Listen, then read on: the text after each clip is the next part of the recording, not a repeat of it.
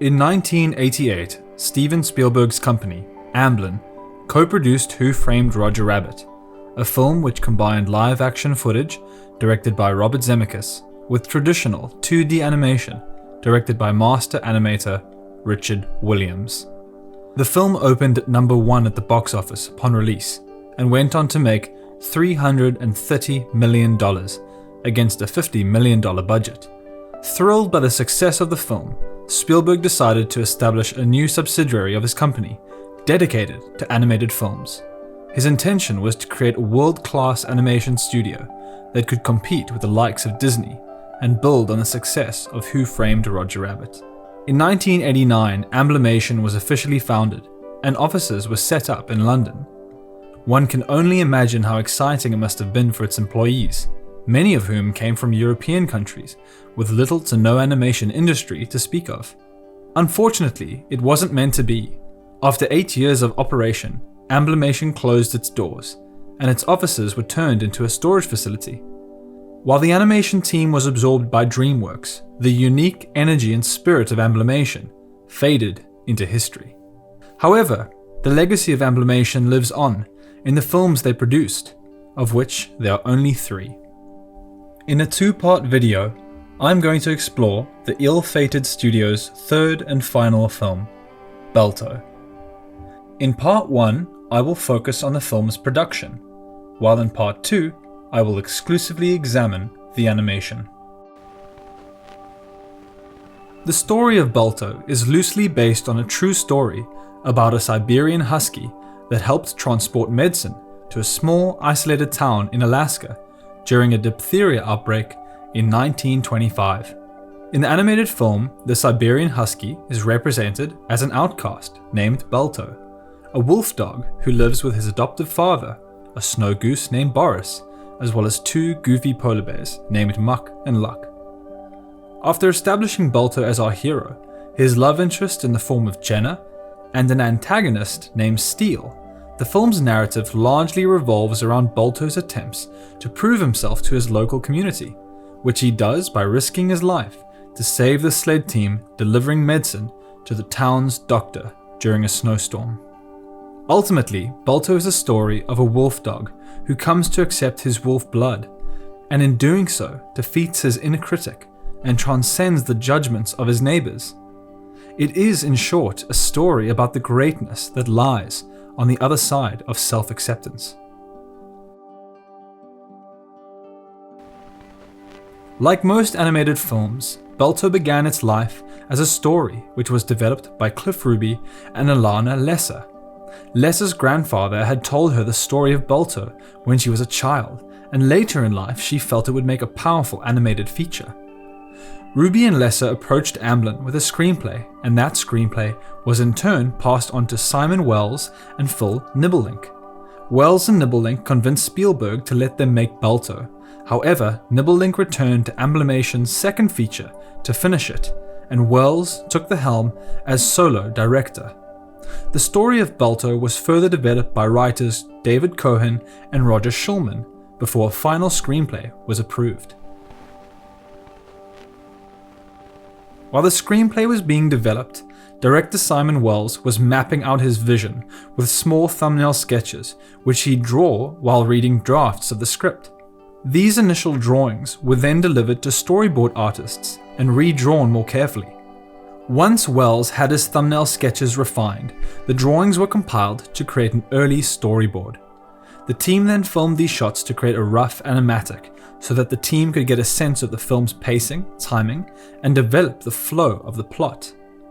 This early animatic also allowed the team to test the layout for each shot and further develop their ideas for composition and performance. This is where Balto's 15 layout artists were used extensively.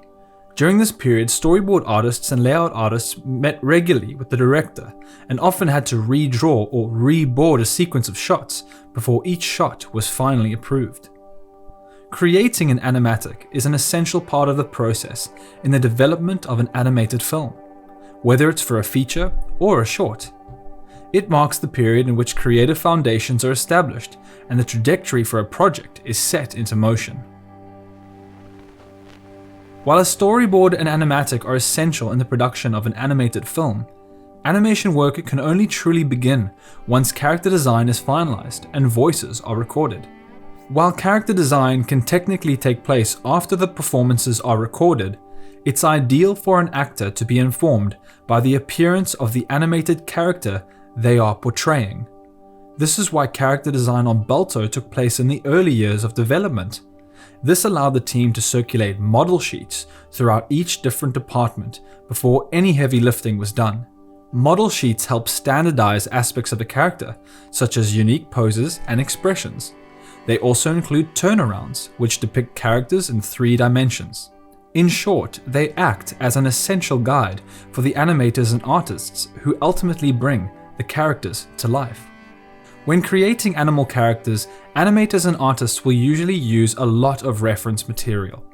On Balto, the team had 7 Siberian Huskies brought into the studio so that they could study the dog's anatomy and movement. To achieve a sophisticated, classy look for the character of Jenna, supervising animator Robert Stevenhagen used Audrey Hepburn as a reference. Balto was designed to be more approachable and friendly, while Steel was designed in the same vein as many well-known animated villains. Voice recording sessions commenced in late 1992. Kevin Bacon was cast as the voice of Balto, and Bridget Fonda voiced Jenna. Director Simon Wells originally wanted Brendan Fraser to voice Steel, and even had Fraser come in for a recording session. But Spielberg wanted Steele's voice to be more evil in tone.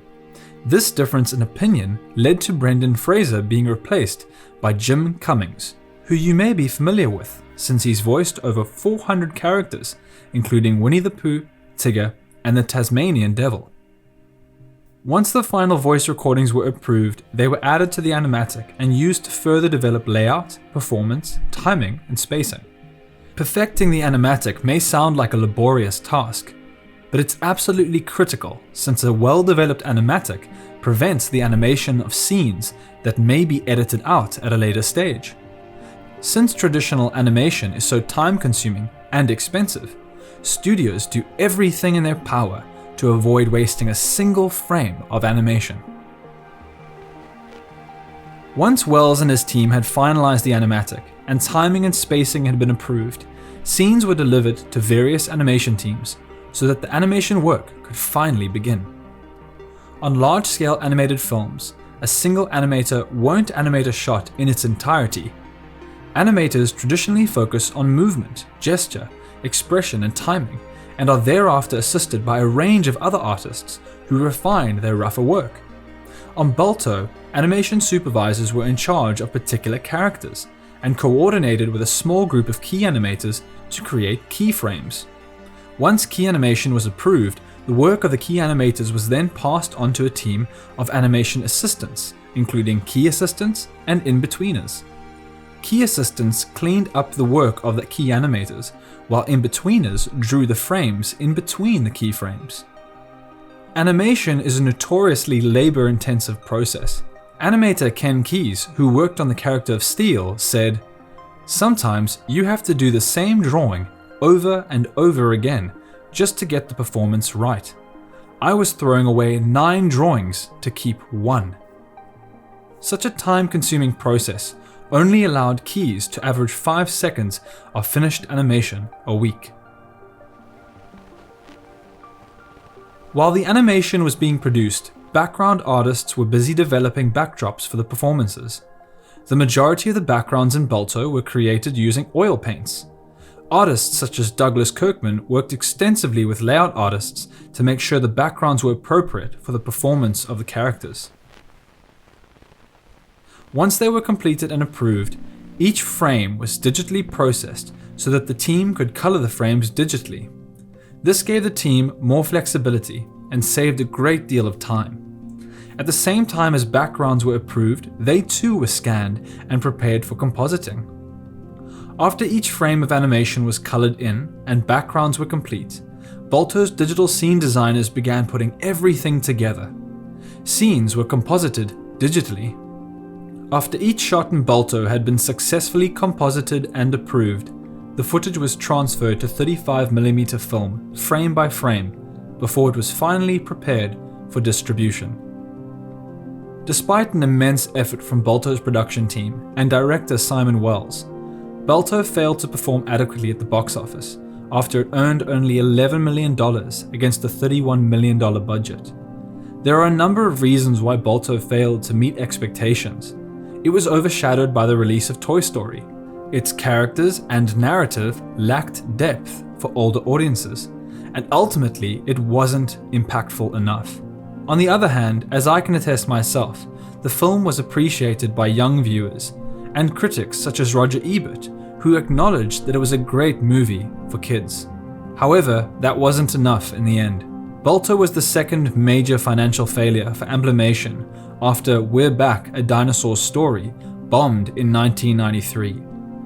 In the years following Balto's release, the studio finally shut its doors.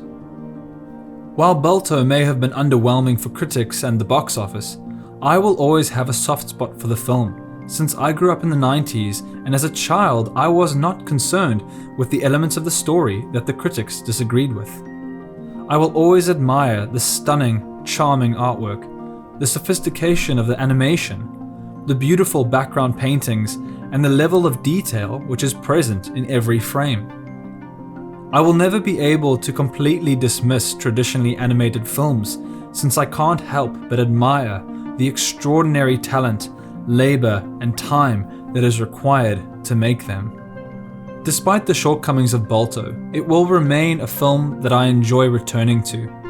I believe that it's not only a beautiful film, but a film that animators can learn a great deal from. Be sure to check out part 2 of this breakdown, where I look at Balto's animation in more detail. This is In-Depth Annie. Thank you for watching.